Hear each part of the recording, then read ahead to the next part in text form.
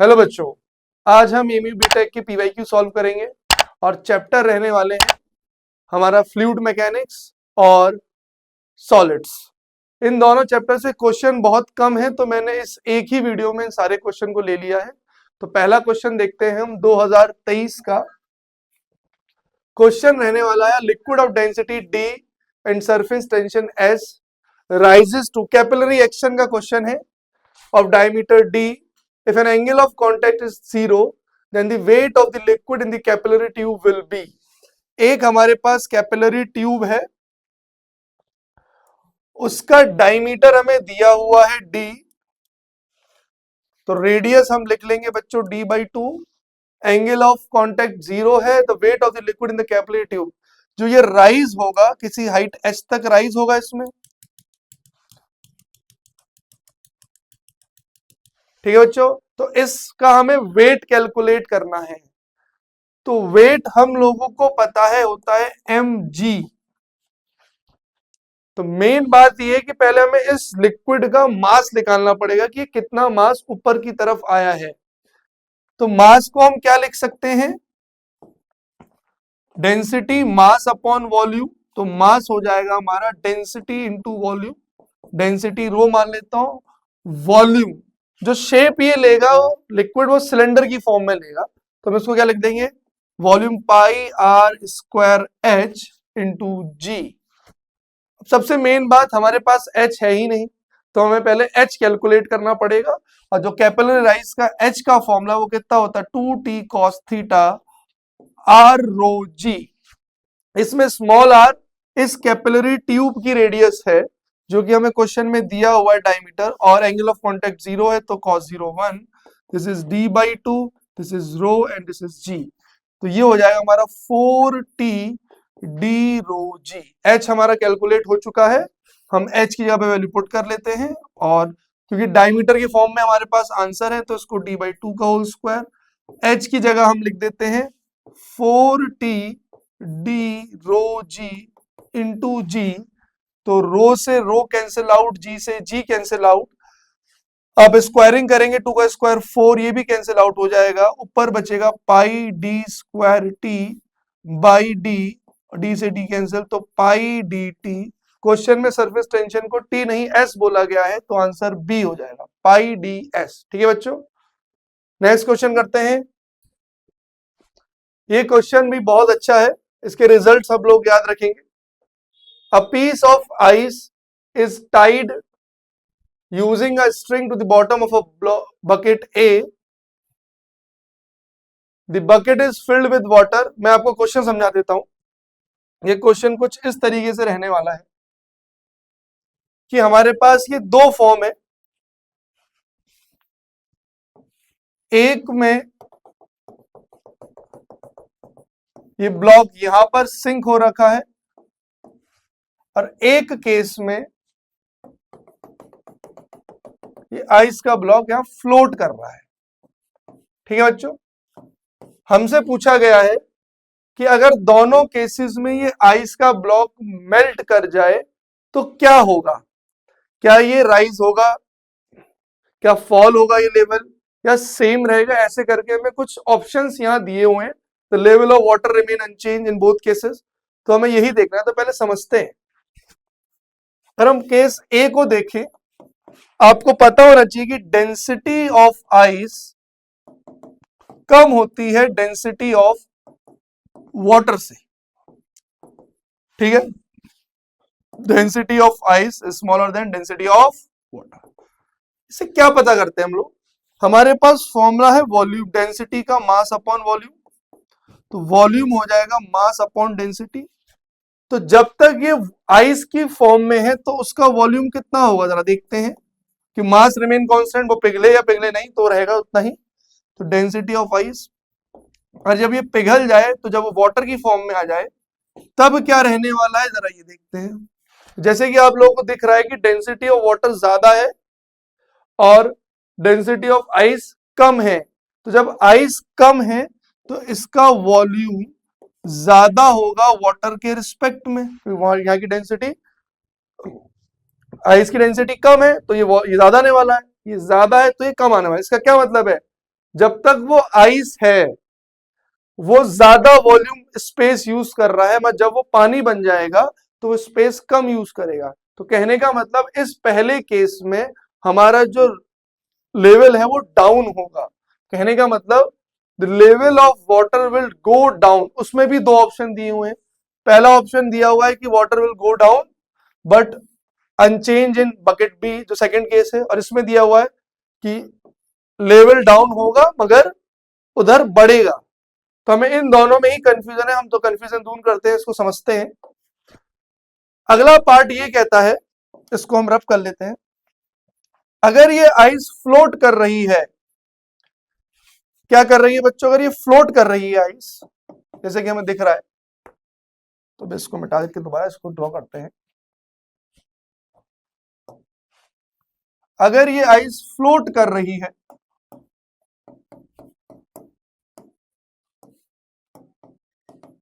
तो Archimedes principal के हिसाब से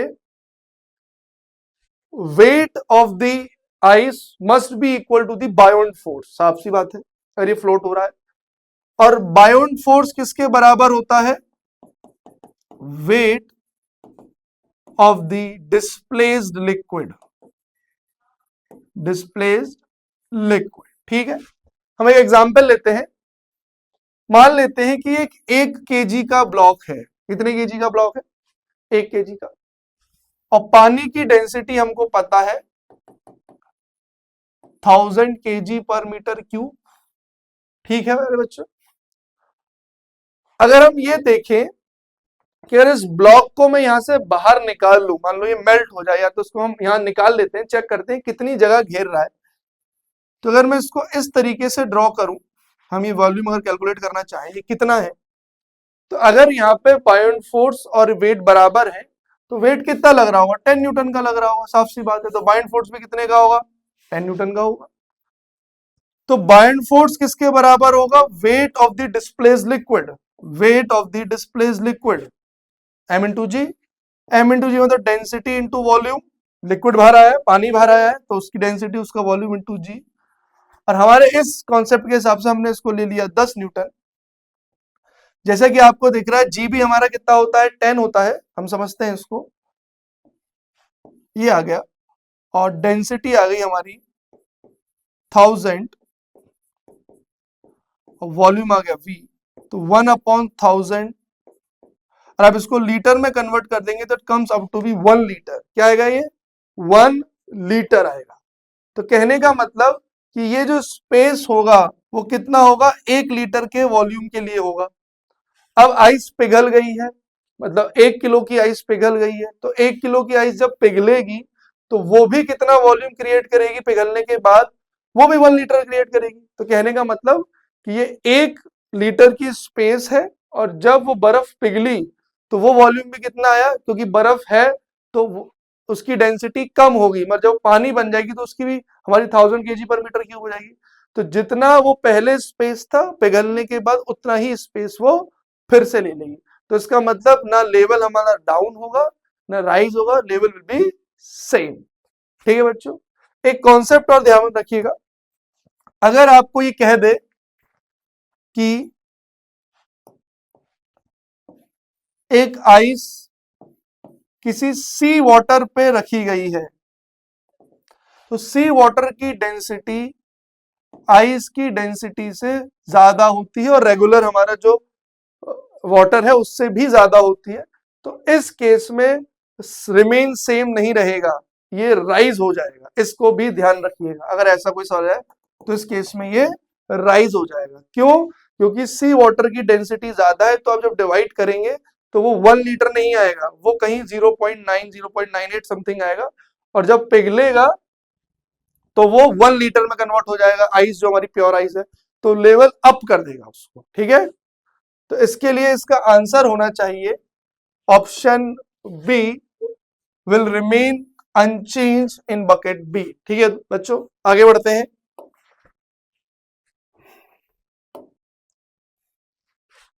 ये भी 2020 का क्वेश्चन है, और ये हमारे मैकेनिकल प्रॉपर्टीज ऑफ सॉलिड से रहने वाला है। One end of a uniform wire, एक वायर है, जिसकी लेंथ L है, end of weight W is attach rigidly to the point in roof, यहाँ पे बंधा हुआ है, and wait W1 is suspended, W1 का वेट इस पे सस्पेंडेड है from its lower end, if S is the area of cross section, area of cross section दे दिया हमें S, तो then stress in the wire at height 3/L 3L/4 from its lower end, यहां से 3L/4 मतलब कहीं यहां पर हमें स्ट्रेस कैलकुलेट करना है। बहुत ही आसान कह सकते हैं, स्ट्रेस फोर्स अपॉन एरिया होता है। तो अगर आप फोर्स देखें तो इस पॉइंट पे कितना फोर्स एक्ट हो रहा होगा, W1 तो है ही, इस पूरी बॉडी का वेट L लेंथ का वेट W है, तो इस पॉइंट से नीचे नीचे कितना वेट हुआ भाई, 1 यूनिट का हो जाएगा, यूनिटरी मेथड हम देखें तो 3L/4 तो कितना हो जाएगा, ठीक है, 3L/4 यहाँ बेटा L, तो ये हो जाएगा बेटा 3Ω/4 3W/4। तो टोटल वेट जो इस पॉइंट से नीचे एक्ट हो रहा है, एक W1 3/4 दिस और S, बहुत ही बेसिक है, एकदम से कभी कभी क्लिक नहीं करता है ये सब कुछ। ऑप्शन हमारा रहने वाला है, यही ऑप्शन है, ये गलत लिख दिया, प्लस होना चाहिए ऑप्शन सी, ठीक है बच्चों। इन अ कैपिलरी ट्यूब एक्सपेरिमेंट, ये भी स्टार लगा लेंगे। वर्टिकल कॉलम, हमारे पास एक ट्यूब है जिसकी हाइट 30 सेंटीमीटर है, वाटर उसमें राइज होता है 10 सेंटीमीटर में ड्यू टू कैपिलरी एक्शन, मगर उस एक्सपेरिमेंट को अगर हम फ्री फॉल करा दे तो कितना राइज होगा, हमारे पास हाइट का फॉर्मूला है 2t cos theta by r रो जी। जब भी फ्री फॉलिंग होगी इस केस को याद रखेंगे, जी हमारा 0 हो जाएगा, जी 0 होने का मतलब है H का इन्फिनिटी आना, हमारे इन्फिनिटी तो कोई ऑप्शन ही नहीं है। तो हमें याद क्या रखना है, जब भी ऐसा केस बने कि जिसमें आपका राइज आपकी ट्यूब की राइज लेंथ से ज्यादा हो रहा हो, तो आंसर हमेशा वही होगा जो मैक्सिमम उसकी राइज हो सकती है, कितनी, जितनी उसकी लेंथ है। अगर ये ट्यूब 30 सेंटीमीटर की है तो 30 सेंटीमीटर का राइज होगा, अगर 60 सेंटीमीटर की तो 60 सेंटीमीटर का राइज होगा, पानी बाहर की तरफ नहीं निकलेगा, ठीक है। इस कॉन्सेप्ट को हम ध्यान रखेंगे। अगर यहाँ 30 की जगह पर आपका 80 सेंटीमीटर होता तो आंसर 80 सेंटीमीटर करते, पर यहाँ 30 दिया हुआ है तो 30 ही हमारा आंसर होगा, मतलब कभी भी पानी बाहर निकल के नहीं आएगा कैपिलरी ट्यूब से, इस बात का हम लोग ध्यान रखेंगे, ठीक है। Two solid sphere of same metal but of mass m and 8m fall simultaneously in a viscous liquid if their terminal velocity are v and nv, the value of n, ठीक है, कोई बात नहीं। टर्मिनल वेलोसिटी का formula पता होना चाहिए बेटा हमें, 2/9 r² g और ईटा, ठीक है प्यारे बच्चों, 2/9 r² g ईटा, ओके। अगर हम देखें एक का मास m है, दूसरे का मास 8m है, और एक की वेलोसिटी v बोली, एक की वेलोसिटी nv बोली है, तो हमें फाइंड करना है, ठीक है। तो आप गौर करें, एक हम स्फीयर ले लेते हैं, इसका मास m, इसका 8 है, तो 2/9 g रो ये सब तो कांस्टेंट रहने वाला है, मीडियम भी सेम है, उसकी डेंसिटी भी सेम होगी, तो खेल सिर्फ r² पे डिपेंड कर रहा है। तो पहले हम इन दोनों के r का रिलेशन निकालते हैं, दोनों स्फीयर सेम है, सेम मेटल के हैं, तो density is going to be same. तो हम क्या करते हैं, density mass upon volume, sphere है और मास ज्यादा है इधर, तो पहले हम रेडियस का रेशियो निकाल लेते हैं। रेडियस का रेशियो आ जाता है प्यारे बच्चों 8, अगर आप क्यूब रूट ले लोगे तो r2 अपॉन r1 आ जाएगा आपका 2, और r2 इक्वल टू 2r1, ठीक है। अगर हम इसको इक्वेशन में यूज करें, ठीक है, तो पहली वेलोसिटी के लिए टर्मिनल वेलोसिटी लिखी जाए, बाकी सब तो कांस्टेंट है, तो वहां पे हम लिख देते हैं r1 का स्क्वायर, और दूसरे केस में हमें बचेगा सिर्फ r2 का स्क्वायर यानी अगर हम डिवाइड करते हैं, दिस इज V और ये क्या दिया गया हमें, NV R1 अपॉन R2 का होल स्क्वायर, V से V कट गया, R1 अपॉन R2 कितना दिया बेटा 1/2, आप होल स्क्वायर करेंगे तो 1/4, n की वैल्यू 4 आ जाएगी, n की वैल्यू 4, ऑप्शन से। ठीक है बच्चों, बस फॉर्मूला पता होना चाहिए, थोड़ी सी नॉलेज ये आपको पता होना चाहिए, ये डेंसिटी ऑफ ऑब्जेक्ट होता है, डेंसिटी ऑफ मीडियम है, liquid. If S is the stress and Y is the Young modulus of material of wire, the energy stored in the wire per unit volume। बहुत ही basic question है, 2017 का है। Energy per unit volume का formula होता है half stress into strain. Question सिर्फ ये stress की फॉर्म में मांग रहा है, आपको पता भी है young modulus is stress upon strain, तो स्ट्रेन हमारा हो जाएगा बच्चों स्ट्रेस अपॉन यंग मॉडुलस। तो इसका मतलब, और ये पर यूनिट वॉल्यूम होता है, इसको ध्यान रखिएगा कॉन्सेप्ट। तो स्ट्रेस एस, स्ट्रेन आ जाएगा stress upon Young modulus S square by 2y, तो S square by option C. एक और क्वेश्चन करते हैं बच्चों, 2016 का क्वेश्चन रहने वाला है और जिसमें हमें वर्क डन कैलकुलेट करना है। वर्क डन कहां से कहां तक, जब रेडियस 3 से 5 सेंटीमीटर जा रही है, सरफेस टेंशन क्वेश्चन है, इंपॉर्टेंट क्वेश्चन है, रिपीट हो सकता है। तो वर्क डन का फॉर्मूला है surface tension into change in area.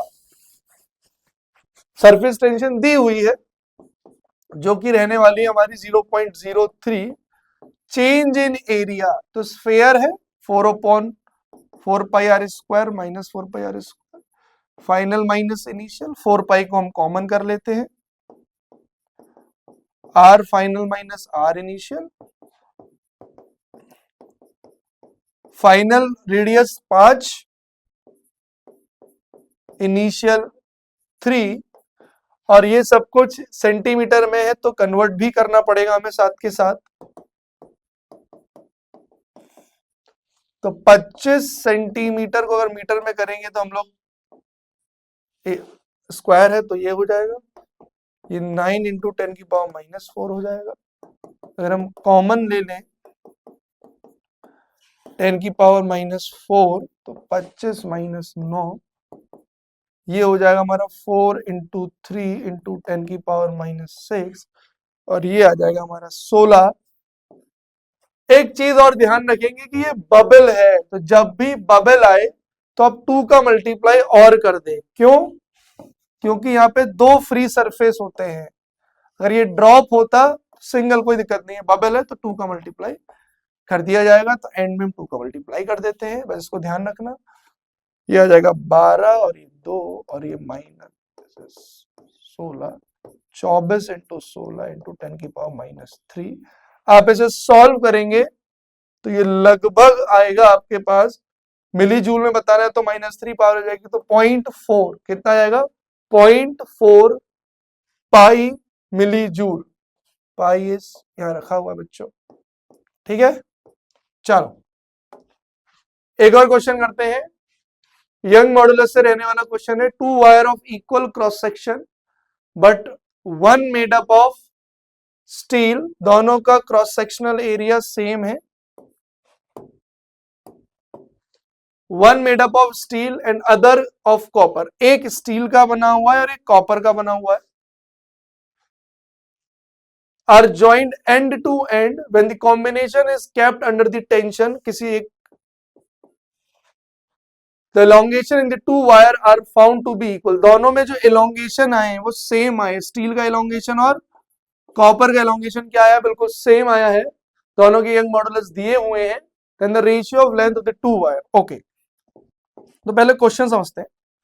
Young modulus का फॉर्मूला होता है स्ट्रेस अपॉन स्ट्रेन, और कौन सा स्ट्रेस और कौन सा strain, longitudinal stress longitudinal strain, तो longitudinal stress is force upon area, strain is delta l by l, तो l by delta A F by A. ठीक है प्यारे बच्चों, हमसे कह रहा है कि दोनों केस में डेल्टा एल सेम है, तो अगर मैं चाहूं इस क्वेश्चन को सॉल्व करना, तो delta L of steel is must be equal to delta L of copper, ये दिया हुआ है क्वेश्चन। तो डेल्टा एल हमारे यहां से क्या कैलकुलेट होके आता है, हमारा आता है l by Y F by A, यही आता है। तो length of steel, Young modulus of steel, force F, area A, length of copper, Young modulus of copper, F by A. मैंने फोर्स दोनों जगह सेम क्यों लिखी, क्योंकि बोला under the same tension, same cross section, तो एरिया भी मैंने सेम ले लिया, ए से ए कट गया, एफ से एफ कट गया। हमें रेशियो पूछा है किसका, लेंथ ऑफ द टू, तो मान लीजिए हमसे स्टील और कॉपर का रेशियो पूछता है लेंथ का, तो ये आने वाला यंग मॉडुलस ऑफ स्टील और young modulus of copper. Copper का यंग मॉडुलस है, स्टील का यंग मॉडुलस 2 इंटू 10 की पावर 11, और कॉपर का दिया हुआ है 1.1 इंटू 10 की पावर 11, कैंसिल आउट हो जाएगा। 2 बाई 1.1, 10 का मल्टीप्लाई ऊपर और नीचे, this is 20 by 11। Thank you बच्चों।